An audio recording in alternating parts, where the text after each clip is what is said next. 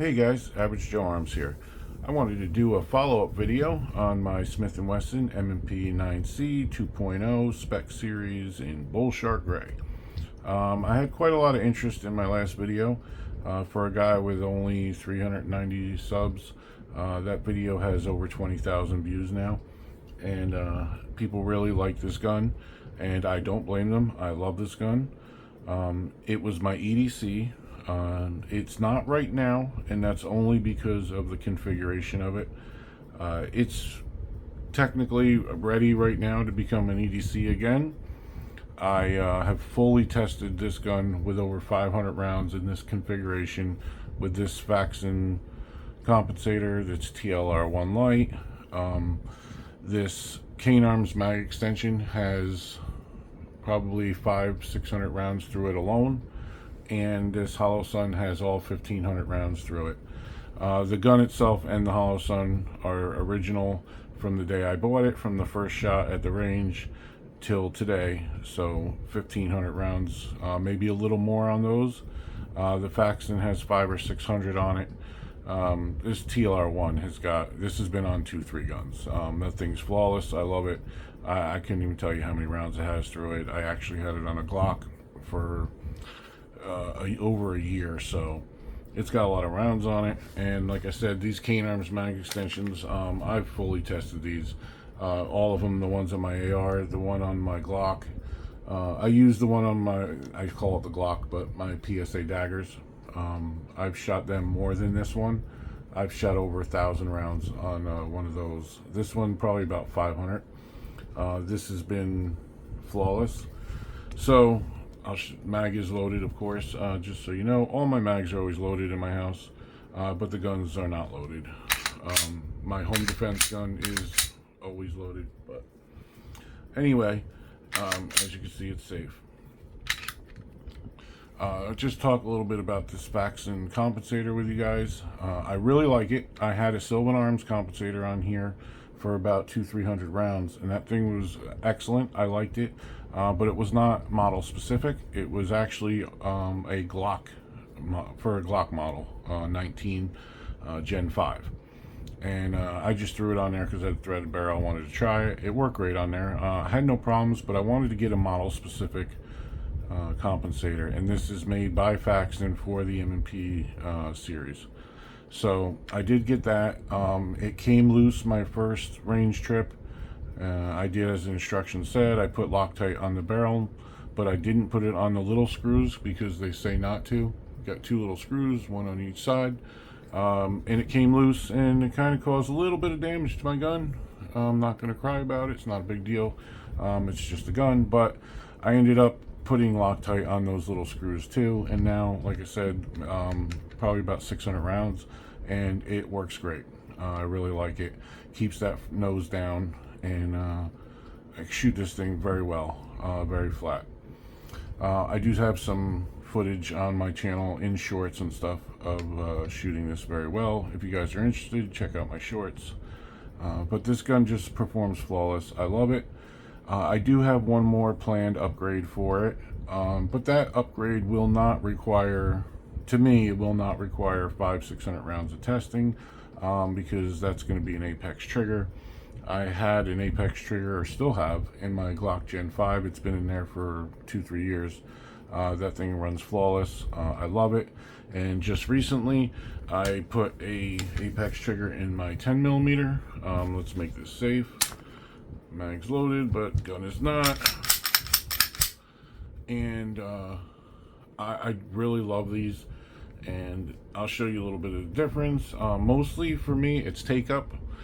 As far as performance, when you pull the trigger and you're getting follow-up shots, the M&P, this new style, I do have a hinge style on my 5-inch, and that one, it's fine, but this performs great once you get to the trigger function. My issue is the take up. As you can see with this one, we're gonna get, and just for ha-has, we're gonna check it again and apparently turn the light on, but you got a very short take up. Boom, boom, and crisp, clean break. and reset. Nice. Love this trigger. Shot this about 250 rounds at the range day. 10 millimeters is a little expensive, so I didn't go as crazy with this. But I wanted a lot of my friends down there to shoot it. Brian at Speed Tactical, the 2A boys, a couple other people that were there wanted to shoot it, and I had no problem with that. I also have some shorts shooting this at, I don't even know the distance, it was pretty far, and I really had, I'll just get a little fangirl moment if you guys don't mind. I'm sure if you're watching my channel, you know who PewView is. Nick at PewView. He is one of the best shots in the world. He's one of my favorite YouTubers, and he actually gave me a nice comment and gave me a follow on Instagram that he thought I shot pretty good. So that's enough for me. I fangirl a lot on him, and like I said, he's my Taylor Swift. So don't judge me. I'm a dork, I know, but I don't care. But anyway, this shoots awesome. This gun shoots awesome. The trigger's awesome. This trigger, like I said, it's mostly for me to take up, and I'm going to shut my mouth for a minute so you can, I know you're going to be able to hear how, what I'm going to call crunchy and squishy. That's what I think of this trigger. Oops, sorry, I hit the camera.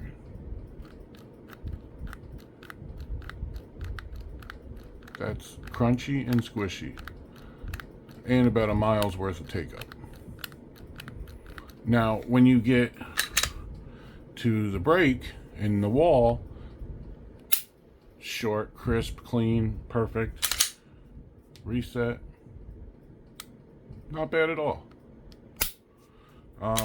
But it is that take up I don't like. I do love this Apex trigger, so this is going to get an Apex trigger. It's just, it maybe in a month or so, who knows. We all don't just run out and buy whatever we want. You know, we're all pretty much normal people here, so it will get that. Like I said, it's not my EDC right now because I was testing the Faxon, and I'm fine with that now. I would carry this gun. The only problem is holsters. It kind of sucks when you change lights, so I do have this outside the waistband holster that I did modify to take the Faxon Compensator and the Tlr1, and that's awesome, and I like it. I can't wear outside the waistband too much in Florida. The weather does not permit me to wear enough clothes to cover it up all the time. Not too bad right now. If I want to change the light, sorry guys, I could put the TLR7 back on there and just use the same holster I'm using for this, which was originally for this anyway.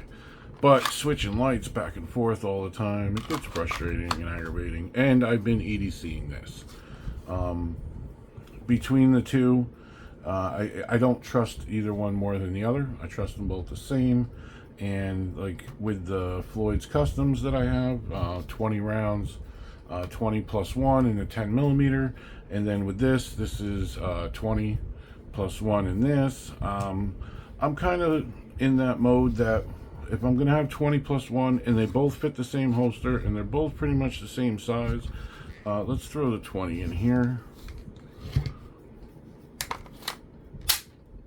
We'll take it out of the holster for now, and we'll throw the 20 in here. Pretty much same footprint. Let's check them from the back.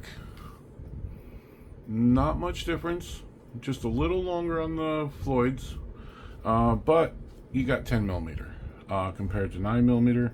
And as far as flat shooting and all that, yes, this absolutely shoots flat, and I can shoot this faster than this, but I still shoot this very well. So, you know, and it's one of those things, like I was saying with the lights, I actually would prefer to have the TLR1 on here and have the 7A on here. I think they look better. This is the bigger gun, the bigger light, but then I don't have a holster for this. So it's kind of one of those things where, you know, I'm really basing my choices on lights, on holsters, and I'm fine with that because I actually prefer this light as far as the size and looks, but I much prefer this light on activation. This switch here to turn the light on and off is rounded just like your thumb. It fits perfect when I get into a good grip. I can activate it and do all that great. Same on both sides. I really like this light for that. This light is great, but the paddle switch, it's not as intuitive, because if you're on the left side with your left hand and you're pushing down, it's momentary. If you're using your right finger and you push down, you've just clicked it on. So it's one of those things you got to think, you know, like in split seconds, you don't want to think. And when you get your hand here, yes, I can push down on this, but it's not as comfortable, as nice as this. And I really wish I had this light with these activation switches right here in that design. I think would be perfect. But these are just little things that that I'm thinking about, and you know, I would change if I could, but no big deal. But as far as this gun goes, guys, like I said, 1,500 rounds, that's minimum. I try and go lower than, I try not to exaggerate. And it may be 1,600 by now, it may be 1,650. But what I know exact, that a number that I know isn't an exaggeration, is 1,500. So that's the number I'm going with. And let's take that mag back out. And like I said, no problems at all. I'm going to take it off camera for just 1 second, and I'm going to pull the slide off and show you guys after 1,500 rounds. And I did just fully take this gun apart after my range day and clean a lot of it out. But as you can see, it's a little worn, but none of the parts are worn. It's just you can tell it's used, because it is. I have no problem with that. And no problems though. Got our little barrel. Now, one of the issues I do have, it's not an issue. I fully took this slide apart and took out the guts and cleaned that too. But with the compensator, you can't take the barrel off unless you remove that compensator. So I ended up cleaning the barrel like that. Running my rod through, cleaning it like that, trying to clean underneath and do all that. Because like I said, I did put that Loctite on here and it's holding great, and I don't want to take it off and then re-Loctite everything once again and then be worried that it's not tight enough, because right now I know it is. It's got tons of ammo through it. So when I took all the back plate off, and there's plenty of videos to show you guys how to do it, very simple: push down, pull it back, pull everything out, clean it up. But barrel doesn't come off without taking your compensator off. Not a big sorry guys, not a big deal, but at the same time it can be a little annoying, you know what I'm saying? So, and before you try and put your gun back together, you should really put your recoil spring back in. That's just, you know, a tip you don't need, because you're not dumb like me, but I do that sometimes. Okay. So anyway, I love this gun. I love this gun so much. I would recommend it to anybody. I would recommend it to a family member. If they were asking me for something to defend their home with. I love the 9C itself. I love the platform. I think with the 15 rounder in here, that is a very acceptable length to conceal carry. It's Glock 19 size. So no light, no optic, no compensator, just a 15. That's a great size. And then, you know, bust it out, put a big old mag, like I have it here, and it's still totally concealable and carryable. So especially if you're a big guy like me, I just love it. I think it's I think M&Ps are excellent. I love Smith & Wesson. I love the company. So anyway, guys, sorry I tried to keep this short, but we're about to hit around 15 minutes, so I'm gonna get going. But if you guys have any questions, please feel free to ask. I know a couple people had mentioned, even wrote in the comments, sorry to bother you. Nobody is bothering me. This is the funnest part of my day, answering YouTube video questions.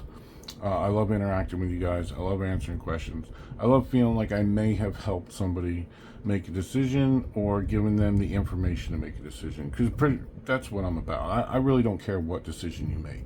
That's up to you. Everybody's personal, and I hope whatever you choose works out great for you. I don't judge anybody for what they decide to choose. I just try and give you some information from an average Joe's perspective, and what I've found and what I think. So ask away. You're not going to bother me. I do work a full-time job, guys, and I commute to work an hour and a half a day total, so I can't always get back right away, but I promise you I'll get back. I answer every comment that I can, and try and get back to you guys. So if you have any questions on this, the 10mm, the Holosun, the TLR, the Faxon, Bravo Concealment, Speed Tactical, Cainarms Mag Extensions, let me know. I would love to answer your questions. And if you guys are looking for mag extensions, Cainarms.com. It's simple, www.cainarms.com. I always put it in my description of the video, and use code AverageJoe and you'll get 10% off. I know it's not much, but it helps a little. And if you're looking for anything like the Bravo Concealment and placards and plate carriers and medical gear and core essential belts or anything like that, check out Speed Tactical. That's speed with 2 D's, and use code AverageJoeArms there and you get 10%. Like I said, it helps. It helps with, 10% is usually more than the tax, hopefully, at least in Florida. So it might help you out a little bit. But anyway, thank you very much for watching, guys. I really appreciate all the comments. I really appreciate all the likes. And if possible, please subscribe, and share would be great. Stay safe. Take care of each other. Average Joe Arms.